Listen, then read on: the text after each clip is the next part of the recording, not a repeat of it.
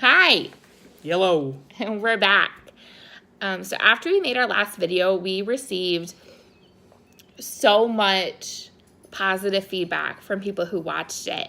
And we just wanted to say thank you. We had so many people reach out to us, supporting us, letting us know that our video helped them. It gave them a different perspective on infertility. It helped them understand our journey a little bit better. And so we just want to say thank you to everybody who watched our video and reached out to us and gave us feedback and loved on us for it. It was so sweet. Like Seth even had guys from work reach out to him. So that was really, really cool. When we made the video, our goal was to, even if it just helped one person, I think, what was it, like within an hour? Yeah, about that. Of like posting our video, we had a friend reach out to us and we both were in tears. We were just so touched, saying it helped them and made them feel not so alone in their journey. So thank you to people who reached out, to people who watched our video. And we also got a lot of like questions and whatnot, saying like, oh, you should make another video. Like, it really helped me. So that's what we're doing today. We have an update for you on our journey, a really exciting update. We have some questions that we received to answer. And then we just have some other things we want to talk about. So let's start with our update. So we had like probably the biggest breakthrough in our fertility journey 2 weeks ago.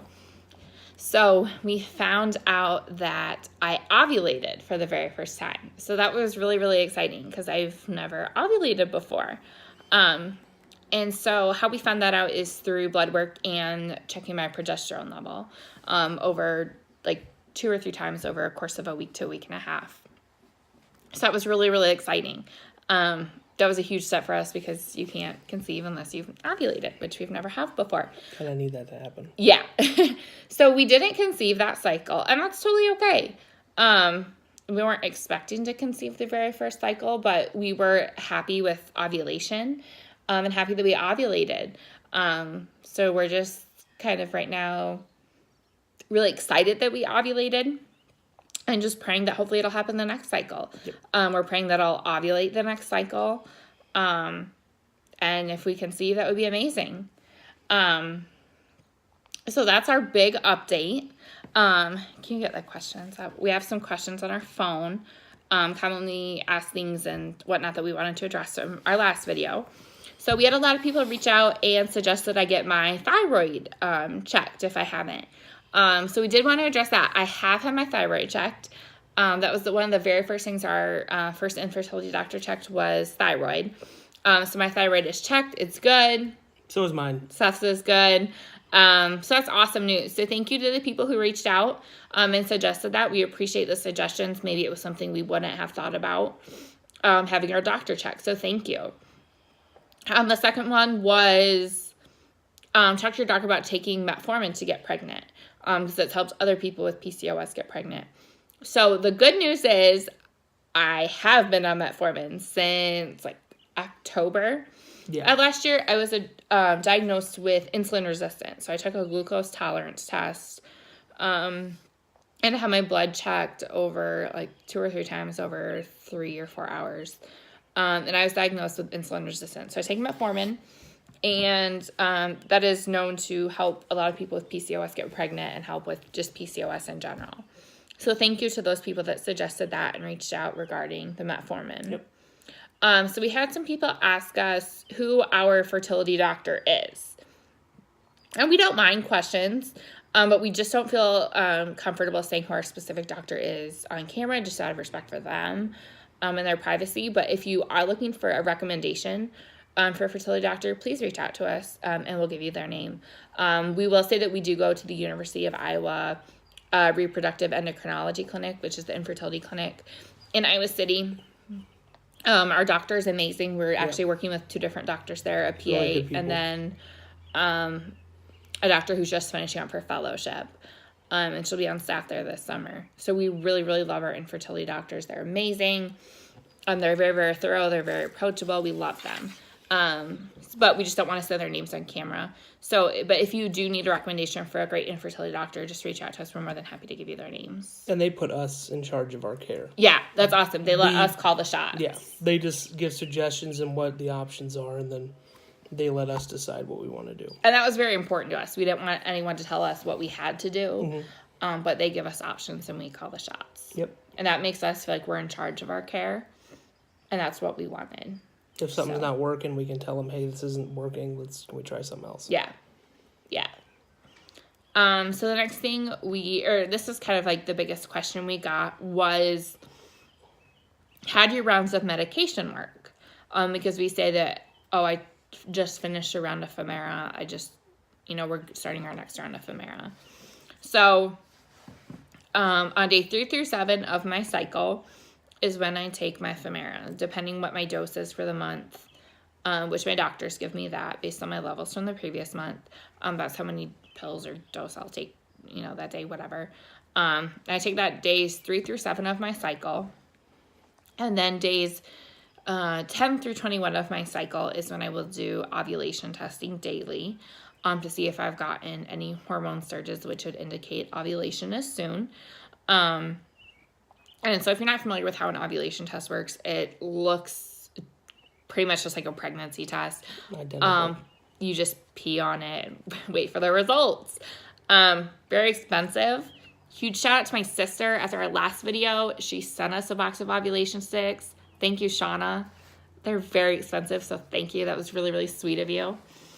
But yeah, so that's how the ovulation tests work. And then on day 22 of my cycle, if I haven't had a hormone surge, which I haven't yet, I will get blood drawn to check my progesterone level, and that would tell us if I've ovulated, if I haven't ovulated. And so you might be thinking, well, you said you ovulated last cycle, but you said you've never had a hormone surge. So what happened is I ovulated late in my cycle. Yeah. And so because I stopped ovulation testing on day 21, I didn't catch that. It was only caught through blood work, which is still great that we caught it, that we ovulated. So this next month, if I haven't had a hormone surge by day 21, I'll just keep testing and hoping that I ovulated late again. And there's no harm in ovulating late in your cycle. I know there's a lot of research out there and people saying like, if you ovulate late in your cycle, it means that your eggs are defective and not as great. It doesn't matter. As long as you're ovulating, that's fine. I've chatted in length with both of my doctors, and they said, no, that's totally fine if you ovulate late, as long as you're ovulating. Yeah. So that's how our medications work. So that's kind of all of the questions we had. Did you have any other questions from people? Okay. I think you covered it. Okay. So the last thing we wanted to address in this video is Mother's Day and infertility, especially with Mother's Day tomorrow.